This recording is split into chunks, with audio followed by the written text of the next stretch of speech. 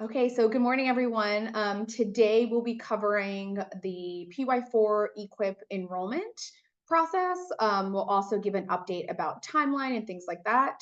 I'm Jessica Heslop. I am a program director with CRISP, and I have my colleague Crystal Fort, a program analyst, on the phone as well, and our one of our outreach managers, Jeffrey Bain, is also on the phone on the video. And I apologize, my internet's being a little in and out, so I'm not gonna be on video, hopefully to avoid any glitching while we review this. So with that, let's hop right in. I think the big thing that we'll talk here is a little bit about timeline. So previously, we had hoped to open enrollment next Monday, on Monday, July 1st. As you all know, this is the first year that we're working with PACES, and we essentially really want to ensure that the final episode definitions that we received are being digested and processed and uploaded appropriately within the portal to ensure that all of the enrollment requirements, such as volume and giving you an estimate as far as average payment and total cost, all of that is in there correctly. So that being said, we have delayed the enrollment window. It will open Monday, July 15th, but still close on Friday, August 30th. We'll talk a little bit about there will be ways we might be able to provide you some support in the interim. And hopefully we can have some conversations, or if there's questions about eligibility or the process, we are still obviously available now, up until the 15th and past the 15th. So don't want to necessarily delay sort of those things happening, but the actual portal itself, which for those who've been in the program for the past couple of years, the actual enrollment itself is probably only about a 30-minute process. So but knowing that it parallels a lot of conversations, engagement, enrollment things that may be happening in parallel and internally. And that is something we certainly can help support, again, starting today or whenever. So that is one of the big changes. We will, of course, be sending out communication. I think we have bi-weekly communication set just to give you guys a reminder of when that time will end. But really, the hard deadline at the end of August is essentially because in the September through December timeframe, we'll be working through in parallel a lot of other processes, doing a fair amount of auditing as far as eligibility. Those that have been before know there's some tweaking as far as care partners dropping off. How does that impact the total volume eligibility, things like that, while sending over all of the MPIs that have been submitted to CMS for individual vetting. When you get those results back, there also are additional changes to your NPI roster. And again, we go through another auditing process. And then we do the contracting for the care partner arrangements. And that it takes a lot of time. There's a lot of chasing people down to get signatures, but of course that is the final determination of those care partners that will be continuing or brand new to the program for the calendar year 2025 period. Okay, so with that, essentially, let's talk about the enrollment process. And really, we have two different enrollment processes, one for new entities and one for existing entities. So new entities are essentially required to first be initiated by a lead care provider, which is any practitioner that is going to be participating in that EQIP entity. One of the main pillars for this program is it to be very provider physician centric, and that is one of the reasons why we want that initiation to first come from a practitioner. Once that practitioner indicates, I would like to create a new entity, they go through a process to gain access to the portal and are required to do 4 different steps before they can delegate access to an administrative proxy. And from there, an administrative proxy can either complete the enrollment process in full, or that lead care partner can choose to complete the entire enrollment process. For new entities, essentially start by sending us an email at equip@chrishealth.org. We will direct you on what that next step is, because there also is potentially 2 different pathways for that. Now, for existing entities, these are all of our entities that are currently participating for PY3. All of the approved administrative proxies and lead care partners will have access to complete the entire enrollment process. Now, in the portal, there will be some information that will be pre-populated and carried over from this year to next year. So that includes your NPI list, your contact information, your payment remission information. All of that will carry forward.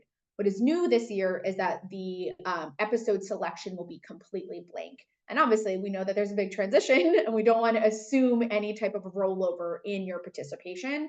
So that will be blank and will be required for an entity to go in and complete in order for them to verify their participation for the next year.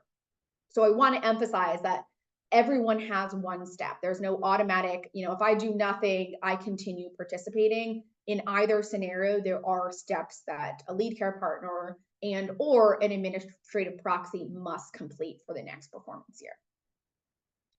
Now let me step into the new EQIP entities again, because as mentioned, there are sort of a couple different pathways. For entities that are completely new to CRISP, we do need to work through a CRISP onboarding process. And to be quite frank, this is a much longer process than the actual EQIP enrollment themselves, but this is in order for them to say, I am participating in the State Health Information Exchange. There's some key components there, specifically the participation agreement that is signed, as well as getting patient panels set up, things like that. And we do want to note that there are times people hear CRISP, oh, I have this, and that may currently be limited to just PDMP, and might not mean that your practice has been fully onboarded with CRISP. And that's why we asked us to send us an email first. We'll get some information and direct you. If it's a brand new onboarding process, connect you with our outreach colleagues, or if you've already been onboarded, we can very quickly move to step 2, which is essentially getting that lead care partner access. So I'm going to pause for a second, and I'm going to let my colleague Jeff talk to see if there's specifically talk a little bit more in detail about the onboarding process. His team is great collaboration to help new practices join the CRISP network. Yes, thank you, Jessica. So yes, there are some different avenues that we have to look at when you are interested in the program. We have practices that are onboarded, and by being onboarded, that means you've also signed a participation agreement and that you're sharing patient data with us, whether it be a manual patient panel via CSV file or a more complex integration. And then we also have users that are currently enrolled in CRISP only through our PDMP program. If you're one of those users that are just using it for PDMP within your organization, we will have to look at upgrading your service level into a fully enrolled participant. The process is it's a fairly simple process. There is a participation agreement, and once that is signed and we get that back in, our outreach members will work on getting a patient panel, from your organization, and that'll allow you to be up and running. That will give you full clinical access to see things like operative notes, encounter notifications, and lab and radiology reports, and lots of other things. So it's a worthwhile endeavor, and it's a pretty painless process. It does take a few weeks to get that in. So if you are interested in joining EQIP, it's important that you reach out to us right away to make sure that your enrollment level is where it needs to be. And if you do need a participation agreement in place, our outreach team will work with you to get that done in a quick fashion. Any questions on the onboarding piece? Okay, think anything? Thanks, Jeff. Appreciate your help. And just do want to emphasize that, as Jeff mentioned, this can take a couple weeks. We will work very closely with you to make sure that this all can be done as efficiently as possible. But I guess we just want to point out, practices that are completely brand new to CRISP. If you guys are reaching out on, August 29th for a 30th deadline, it's going to be very difficult to complete both of these processes within a 24-hour process or time frame. So essentially, please reach out sooner than later, and we will get this started. Once the onboarding team has completed, or sorry, the outreach team has completed or confirmed that onboarding is done, we essentially move into the lead care partner EQIP enrollment. And what that means is that a lead care partner will get credentialed in our reporting suite called CRISP Reporting Services, CRS. They get essentially an activation code and password that they will set up, including setting up a two-factor authenticator. Obviously, there's a lot of data in there, so we want to make sure security is very tight. And then once they've logged into the system, they will be required to essentially do a minimum of 4 different steps. And let me share what those are. So the lead care partner, again, this is a net new lead care partner, will be required to really type in their own information. So first name, last name, their email. And the big thing here is that they also will need to designate in step 2 if they are participating by themselves as an individual, or if it is or participating with multiple care partners, because essentially that prompts 2 different screens within the portal. Many of our groups are doing multiple, but obviously you can do it individually as well. Once you do that step, the lead care partner will be required to give your EQIP entity a name. This is essentially a free text field, but this is how we are identifying you throughout the program. So please make it something that is relevant. A lot of times people use obviously their practice name, or if there's a subset of their specialty, it may be their practice name dash, cardiology, for example, or something like that. And then finally, step 4 is really where a lead care partner can decide, am I doing this complete enrollment from start to finish, or do I want to, meet my minimum requirements and then delegate someone else to finish the enrollment process? If it's the latter, what they need to do is put in the contact information for at least one administrative proxy. When they say, yes, I want an administrative proxy, there'll be a screen that pops up that will show them the essentially first name, last name, and email. And then we will get that individual administrative proxy access to the portal as well. And that individual can pick up from where the lead care partner left off. So again, that's sort of the requirements from the lead care partner. Probably, I would say 5 to 10 minutes. The hardest part is getting you set up and getting your password, and two-factor auth setup is probably more time consuming than these steps that you're seeing in the actual portal themselves. But it is very important for us, again, for that first step to be initiated by a practitioner. So with that, we can actually move into the demo piece of it. When we are saying that you get access to our reporting suite, or what we call CRISP Reporting Services, CRS, we are referring to a different URL than some people may be using for other tools within CRISP, and it's reports.crisphealth.org, and that will send you essentially to this unique login screen specifically for CRISP reporting services. From there, you will have options to select which reporting module. This screen may look a little different based off of the access that you have been granted within the CRS suite. So with that, Crystal, I'm going to ask you to share your screen, and we can look at what a net new entity, what their screen will look like compared to what an existing entity's screen would look like.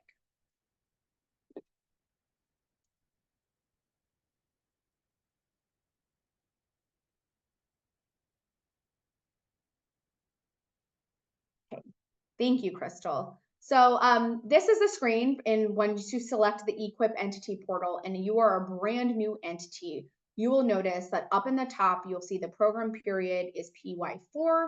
And then to the right, you'll see the EQIP entity is unenrolled. And that means you have access to start or initiate the process of an EQIP entity, but we have no name, we have no information, it's still unenrolled. And essentially, all of the fields that you're seeing here will be grayed out because you do not have access to it yet. Essentially, what you need to do is click the start enrollment process, and this is going to bring you right into the step 1 for the lead care partner. We will kind of shift between 2 different screens for a little bit, but you'll notice essentially the setup of this is it's a workflow of different pages on your left. So you pop first into your your entity type, but you can see down the left-hand bar are all of the steps that are required when we're talking about the entire enrollment process. Here, again, we'll point out that this is sort of that initial information page that the lead care partner needs to put in specifically about themselves, their own contact information. But that last drop down, are you enrolling as an individual or multiple care partners? That's really the big one that will delegate how the entity is going to be created. For everything, we recommend you pressing save at the end, and then you'll use the orange button, the next button, to continue to the next step in the workflow. So we're gonna have Crystal pop out, and I'm gonna share my screen because we have a couple different views, again, depending on the pathway that you are taking. Give me 1 second, I have to sign back in.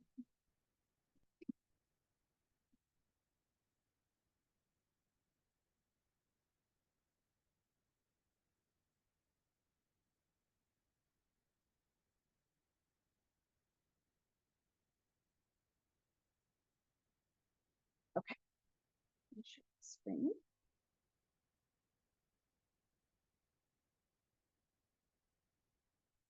Okay, so my screen's gonna, again, look maybe a little different or similar to what you all will see depending on access. But when you first log into the reports.crisphealth.org, you are gonna click on that Medicare population tab and go to the EQIP entity portal.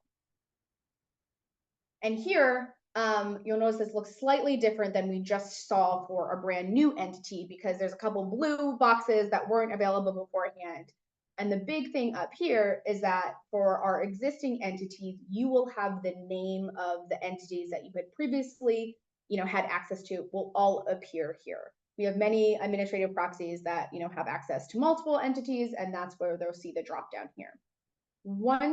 If you're a new entity, once you go through those 4 steps, including naming your entity, and let's say you stop and save for later and want to pick up another day, you will also now have, instead of unenrolled in this EQIP entity section, you will have the name of whatever entity you just created. Okay, so let's walk through, again, the process of both what a new entity and an existing entity would essentially be doing. We all start with this start enrollment process. This entity type, as I mentioned, is primarily the lead care partner information. This would be blank. We will require to be filled out by a new entity. And this big or this important selection at the bottom for multiple care partners versus individual is the main point that we're asking here. Now, please click save, and then we'll click next. And then you will get to this entity information. Again, this says multiple care partners up here. It will look just slightly different if you selected individual care partner, because essentially you're only entering information for one NPI. So this is where we name the entity. Again, right now we have just a generic EQIP entity number 1. That's our rollover name from the prior year. But this is where the NPI list comes in. So if you are an existing entity, your NPI list is going to be pre-populated. Now, if I click this manually add care partner view, you can see that, again, this is dummy data, but all the information that you've selected last year is going to roll over here. And essentially, there's 3 different options that you have. Let's say you are going and you just want to say, I had, physician 387 retire last year. We know he's not going to be participating this year. You can use your buttons at the bottom to just press delete to a physician, and they will no longer appear on the list. Alternatively, from last year, if you use a care partner list. Jessica, it's cutting out just a bit. Okay, sorry, it's a little bit better now. No, it sounds just a little bit like cut out.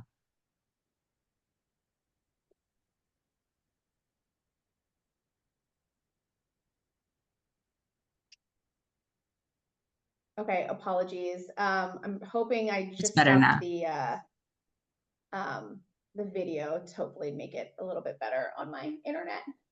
Yeah, it's clear now. My right screen.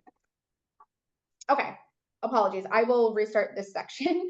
For the multiple care partners, or really for anyone who's looking at their NPI list, you have 3 different options.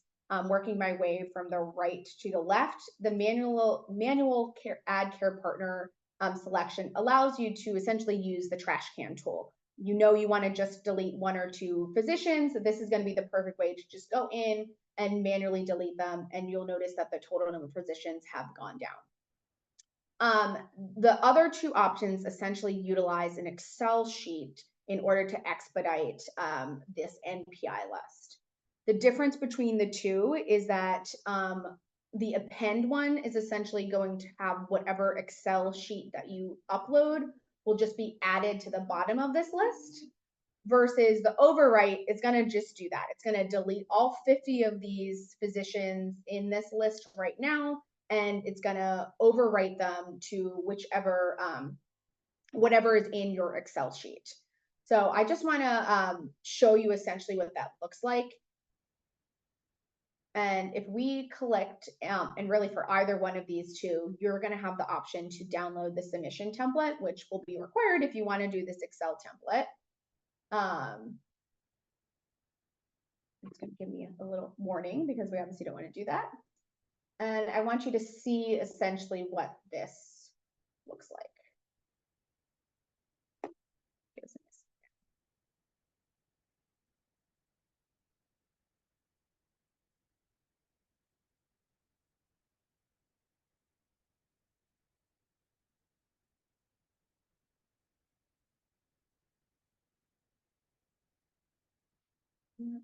Going to show me the download.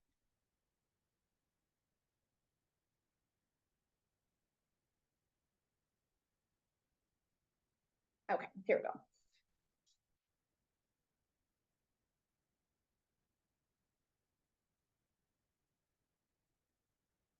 Okay, so when you download this Excel template, apologies, it's just loading in the background. It is going to give you some pre-populated columns for you to fill out. It's taking a second.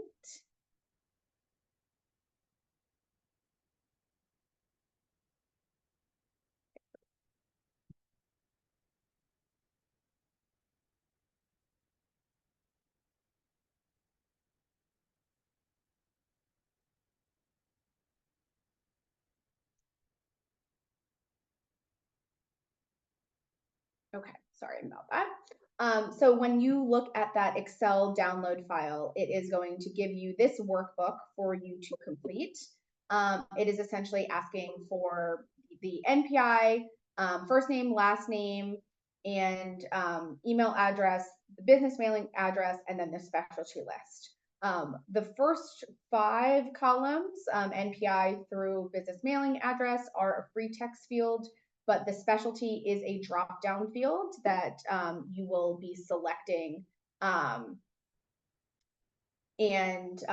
from a list essentially to use for your doctor.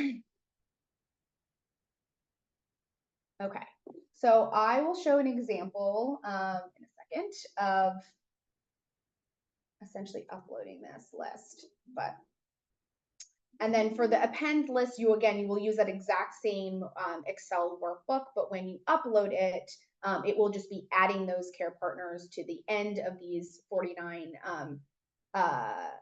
positions that have already been in here.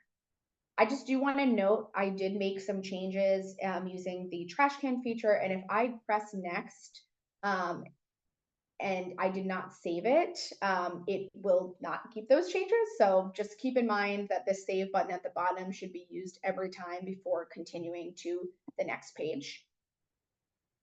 Okay, so now administrative proxy. This would be the last step required for that initial lead care partner to do before the rest of the application to someone else. So when you select, you select from yes or no on this drop-down list. When you select yes, it'll give you, again, sort of a couple fields that you need to complete. And you can go in and add an administrative proxy. And we need to add their email. I'll just do at crisphealth.org, and they are with Chris. So once we save this, and again, we want to make sure we save the button, save the whole thing at the bottom. This will automatically create a notification essentially to our team to grant your administrative proxy access to this specific entity. It probably will take about a business day to get that taken care of. And from there, when they log in, they will be able to see all of the information that the lead care partner already put in. In fact, they can go in and edit the information, and then can continue on the other steps in this process. So I'm going to press next here. And please note that you can add, I think, up to 9 administrative proxies, I believe is what we look at in order to sort of control the data access associated with this. So the episode and intervention selection, while it looks very similar in structure to what Prometheus was, obviously the episode groups and enrollment groups are going to be different based off of the PACES methodology and grouper. And this is going to be completely blank. This is something that is required for every single entity to fully complete. What the program does is essentially we are looking at that NPI list that you have uploaded, and using that, we can look at the attribution of volume across the episodes available. So for the NPIs, I think there's 49 NPIs that were uploaded in this entity information section. We can see that they are eligible for colonoscopy, low back pain, osteoarthritis. You can see there's a couple there. The entity would then go in and decide which episodes would I like to participate in, and they would designate this by clicking the drop-down menu of saying yes. Once you click yes, you are required to select at least one of these intervention categories: the clinical care redesign, beneficiary caregiver engagement, and care coordination and transitions. You can do more than one. So you could say, we're going to do all of them. We already are actively doing all of them. And you can update it. And again, this now means that you have selected that you would like to participate in this colonoscopy episode. Of course, again, you could choose to just do one. Again, update this as well. But you are required to do just one. So I'm going to show low back pain, where I'm going to select, yes, we want to do low back pain. And I'm trying to get out of it and press update. You can see it's not letting me because I have not actually selected if I will be, for each of these interventions, if we will be using them as a target method of intervention for this category or not. So essentially will not let you enroll unless one of these are done. And I can press no to all of them, and we are going to update this. Note, we do have this PDF as an option. If you click this intervention examples, it will allow you to essentially give more detail about what goes into these categories and examples of interventions in these different categories, and help you make a decision on which one to select. So once we do this, if you'll notice, the total volume for selected episodes is 0. But once we save this, it is going to update that at the bottom. Now, please keep in mind the volume eligibility criteria is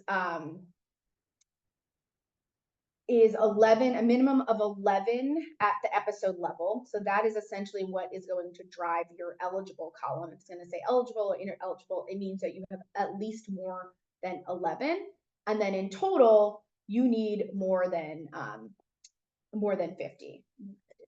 Let me click next and see.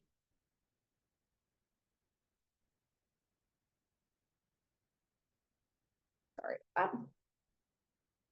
I did see a question in the chat that asks, is this per provider?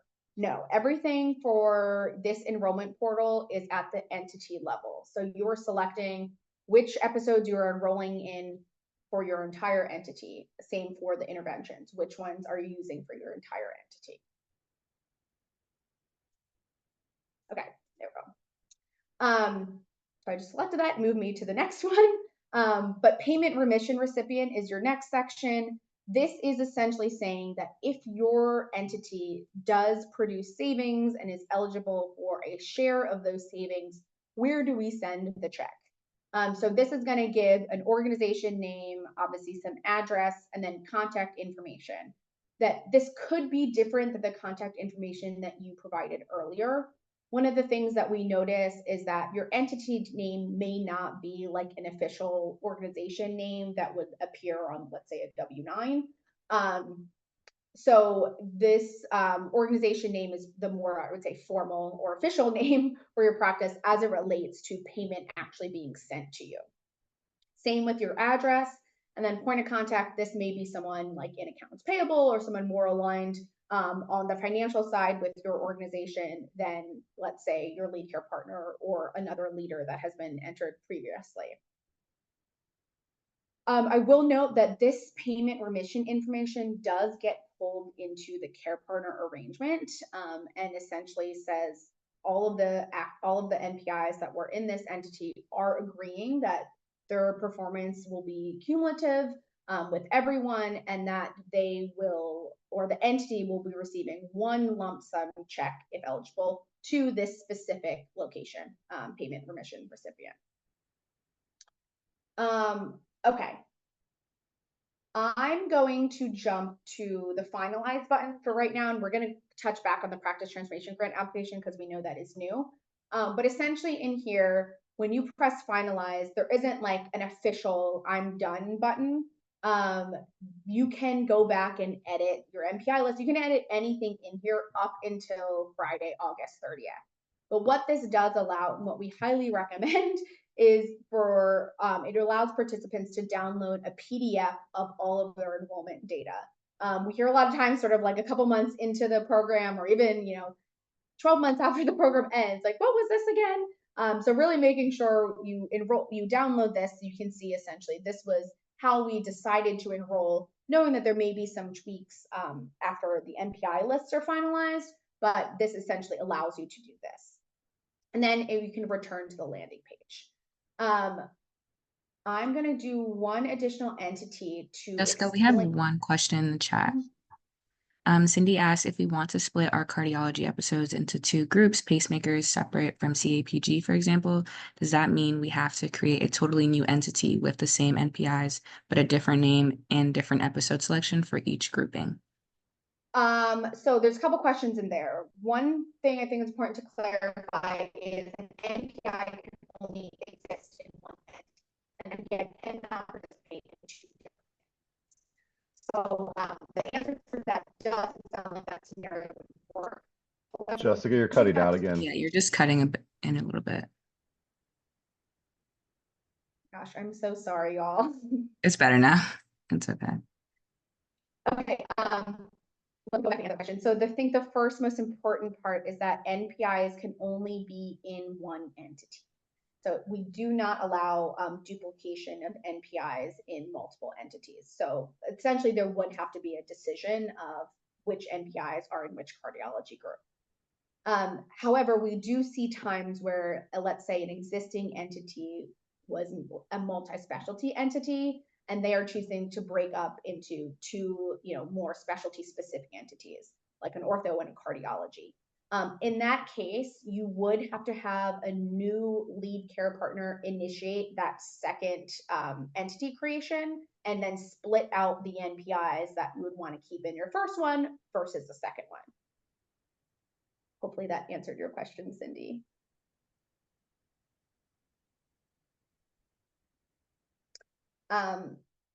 Okay, so I want to give one more example in this enrollment process when it comes to the episode selection. So we talked in our last subgroup how there were there's some new considerations with grouping specifically for PACEs, and again, primarily around cardiology. How we want entities to have the option to essentially participate in an enrollment group or a specific episode.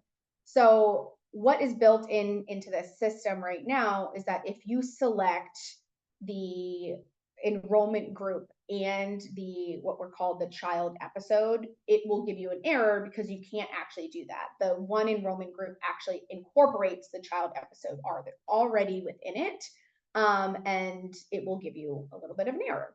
So let me look at, I think it's entity 3, yes, that we can specifically give you an example.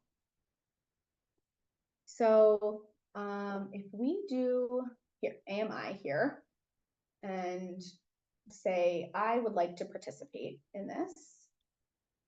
I'm going to just do clinical care redesign since it's the first one right here. And I also am eligible for PCI, so I'm thinking, hey, I want to do that as well.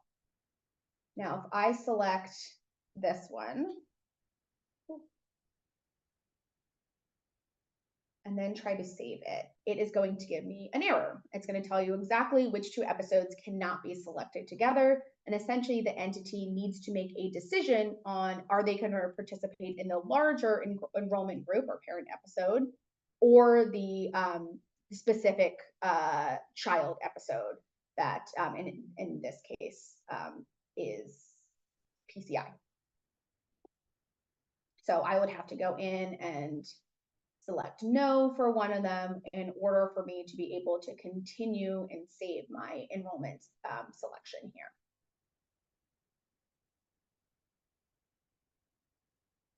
Okay, that is essentially all of the enrollment process. I will now jump into the practice transformation grant application since that's new.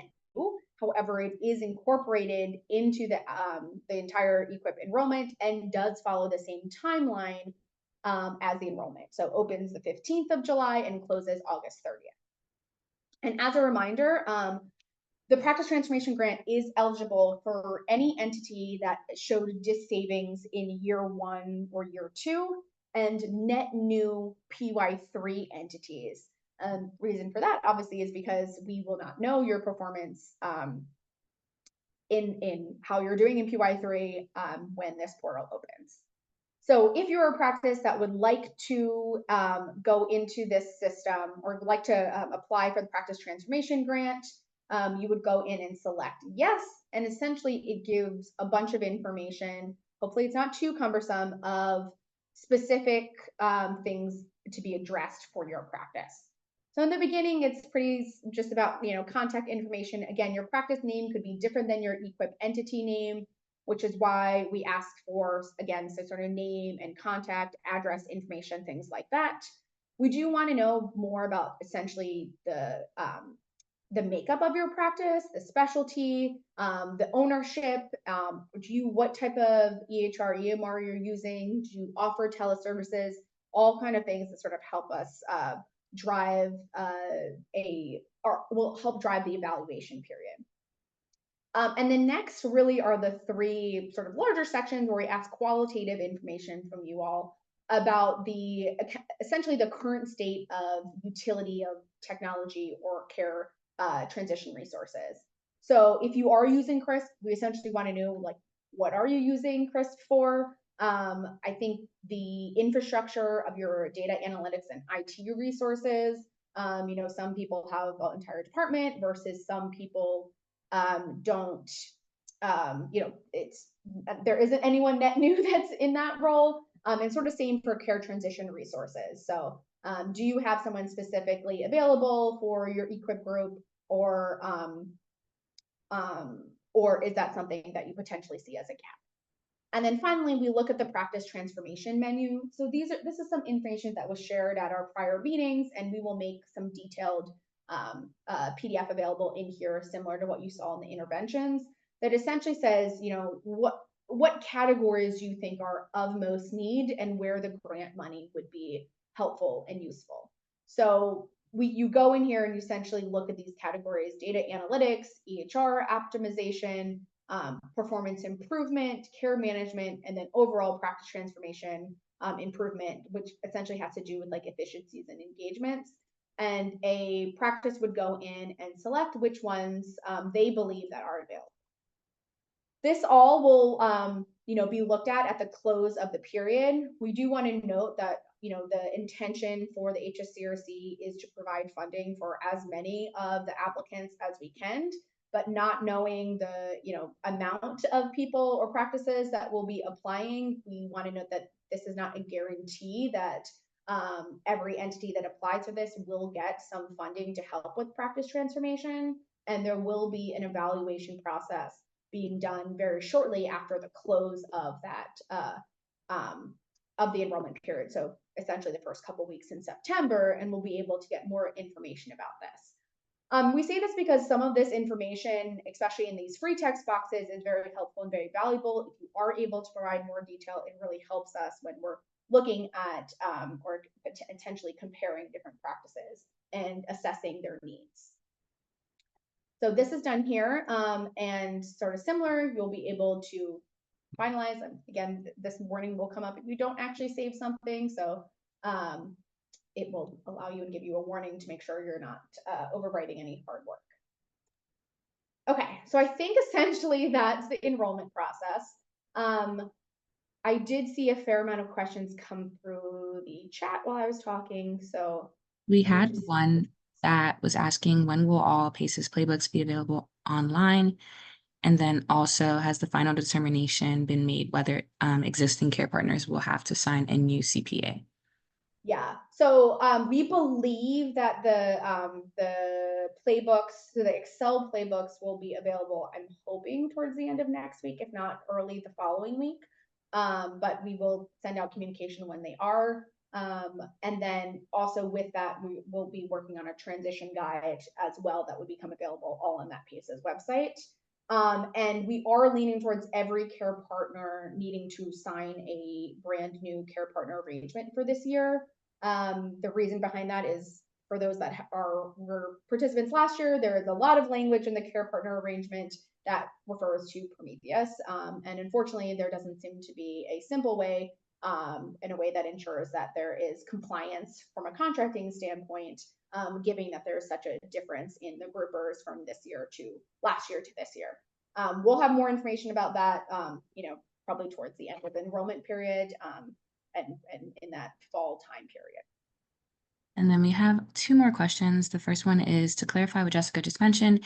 If we were a new entity in PY3, which was 2024, we won't be able to know anything about our performance so far before we enroll in PY4. That is correct. The timing of that won't be available. We are hoping that, and actually with a little bit of the delay of the enrollment window, that the final PY2 data will become available right around that time. So PY2 entities should be able to see, again, what their full performance was.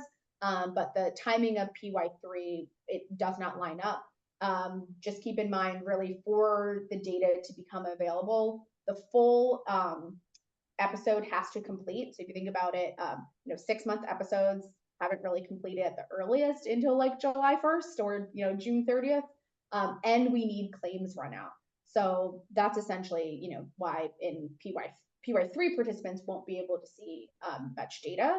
But we're happy to work with you if you want to have conversations about potentially like what are some trends we're seeing at performance at a total episode level in years 1 and year 2. Certainly happy to kind of work with you to give what information we have available that could help drive decision making when it comes to next year's enrollment. Okay, there's another question that asked what level of funding is offered through the Practice Transformation Grant? So it's gonna, essentially the goal is to meet the practice's needs. So meaning we're not gonna have like a bucket, every entity that applies, let's say, gets 100,000. We're really trying to utilize some of the initial intake information as well as the evaluation to say, this practice A needs X amount and practice B means another amount. So unfortunately, there isn't sort of a bucket. And I also think that as we look at how many applications actually come in, obviously the pie tends to change and needs to get split more. So it really is a variety. We want people to advocate and meet their needs, but knowing that everyone's needs is unique, we can't necessarily say an exact dollar amount for everyone.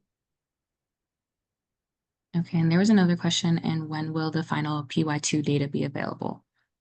So I just touched that one, probably came in right when I was talking about it, but yeah, it should be available right around that mid-July period. Like I said, we're really hoping it'll be in before that July 15th or not right around that time. And, we mentioned all the issues we were sort of working with from a security assurance standpoint with with Optum Health with their security breach. So obviously we will have skipped sort of the Q3 and moved right to all of PY4. So through Q4 data being available. And the last question, I'm not sure if you touched on this, Jessica, would be when will the claims reconciliation data be updated online? Is this the time frame you were just mentioning? And then Yes. also moving forward with PACES, how often will that data be updated? Yeah, so I think some good questions. And yeah, I think the first one was the one we just touched about. We are working on a new data schedule for PACES. There's a couple things that will improve and a couple limitations. So one of the big things, even with PACES, is we are going to require for the episode to complete to give you information. We don't want to give preliminary information that is inaccurate and misleading when it comes to Jessica, it's cutting out just a bit. I'm so sorry for what this is. Right now, we recorded, we posted. But essentially, for pieces, we are working on a new schedule for the data. It will improve slightly because we can do monthly data runs.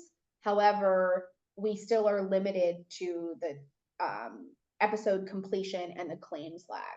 So it will be a little bit earlier, but not a ton. Once it starts becoming available, we will get monthly updates versus right now, we still have that big initial wait at the start of the performance year for all the episodes to sort of come in and complete. And then we do quarterly updates. There'll be an improvement to monthly updates. And the last question was is there any consideration to extend the enrollment period with the delay in PY2 data and transition guides? Yeah, so we've mentioned that 30th, we already are on a pretty tight deadline when it comes to the CMS vetting and getting that all back within that fall timeframe to get contracts out and things signed. I do want to note that as we've kind of worked through here, the actual steps in the enrollment process are pretty are hopefully not too time consuming. The intention was to make it pretty streamlined and hopefully won't take more than like half an hour. But we do understand that there's much more than just pressing buttons in the system, and there are a lot of conversations and perhaps strategy that is happening. And that is something that essentially should not be limited by starting in July 15th. So if there is anything that can be done now, we're happy to do that. We mentioned that we will be pushing out playbooks before the July 15th time period, as well as the transition guide before that time period.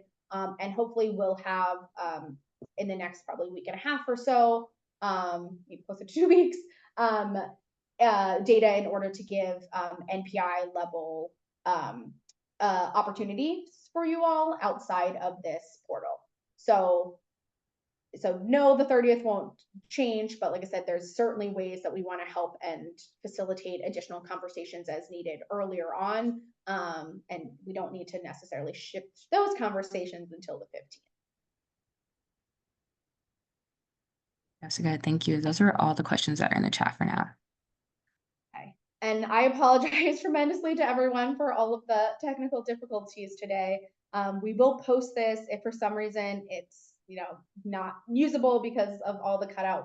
I'll re-record this and we'll post it on our learning system. So thank you for your all's patience. Again, big apologies on that. And I think just before we close, we do have slides that have screenshots of essentially everything we just talked through. So give me 1 second, and I just want to reiterate the timelines that are going on and the next steps required for everyone. Okay. Yes. Okay, so just as a reminder, it is Monday, July 15th. That's about 2.5 weeks from now that it will open and close on August 30th. That fall is really a lot of communication back and forth with vetting and contracting. And then it all leads into the performance year starting in PY4, sort of that mid-January timeframe shortly after the performance year starts. All of the, that should say PY4 preliminary target prices and baseline data will be available in EQIP. And then we're looking at about 3 quarters after the end of the performance year in 2026 is when PY4 incentive payments would be distributed. And just as a reminder, really, again, enrollment, every entity is required to do some enrollment steps. So for new PY4 entities, start with an email to us and we will direct you to either that onboarding process that our outreach team talked about, or we can directly start setting up a new care partner, a new lead care partner that can go into the portal and do that initial 4 steps. And for PY3 entities that are looking just to make edits and things like that, again, there is a requirement to fully go into the system and complete the enrollment steps. This can be done either by the approved administrative proxies or the lead care partner. Again, no existing episode selections will be rolled over. You must go in and select those and go through the other workflow steps in order for the enrollment to carry forward for PY4. And essentially just use that EQIP impacts. We will try to get back to you as soon as possible. Essentially, as soon as we have data and things that are published, we will send out mass communication and let you know where it is posted on our website.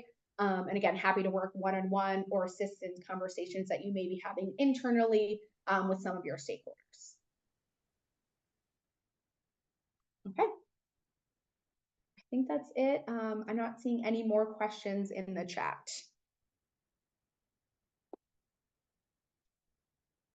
So with that, thank you all for your time today. And again, so sorry for the technical difficulties.